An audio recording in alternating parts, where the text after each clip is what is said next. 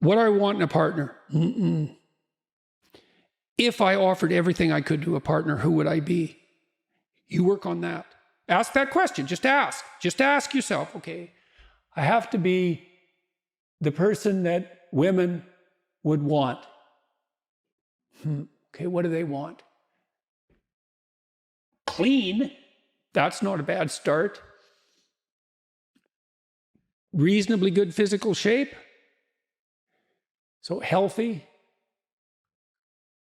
productive, generous, honest, willing to delay gratification. So you dance with a woman. It's like, what's she doing? What are you two doing? Well, it's a pattern. There's patterns happening around you. That's the music. Patterns of being. That's the music. Now, can you align yourself with the patterns of being gracefully? That's what she's checking out. And then can you do that with her? And then can you do that in a playful and attentive manner and keep your bloody hands to yourself for at least a minute? And so, can you dance in a playful manner? It's like you can go through this in your imagination and you'll know.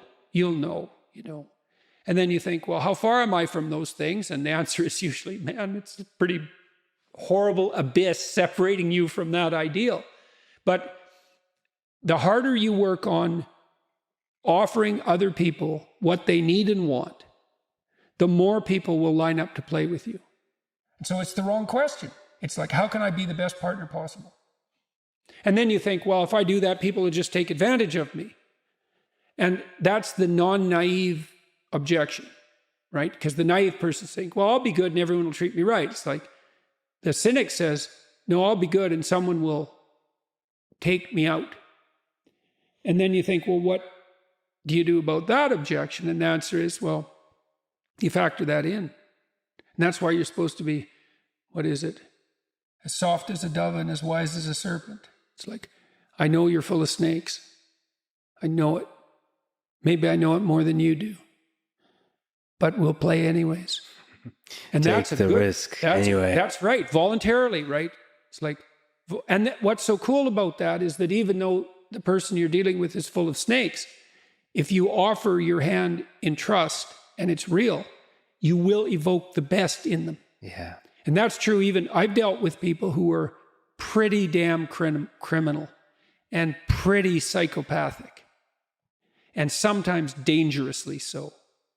And you tread very lightly when you're dealing with someone like that, especially if they're intoxicated.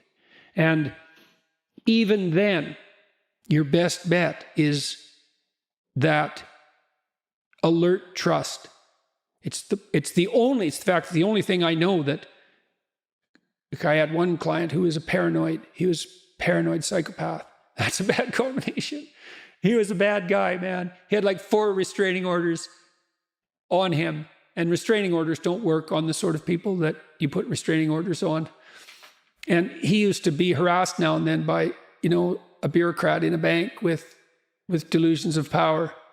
And he would say to them, he used to kind of act this out to me when I was talking to him. He'd say, I'm going to be your worst nightmare. And he meant it. Yeah. And he would do it. He had this obsessional, psychopathic vengeance that was just like right there, paranoid to the hilt. And paranoid people are hyper acute.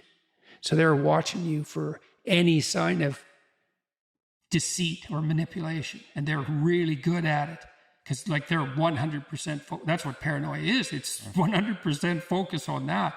And even under those circumstances, if you step carefully enough, you can avoid the axe. That's a good thing to know if you ever meet someone truly dangerous.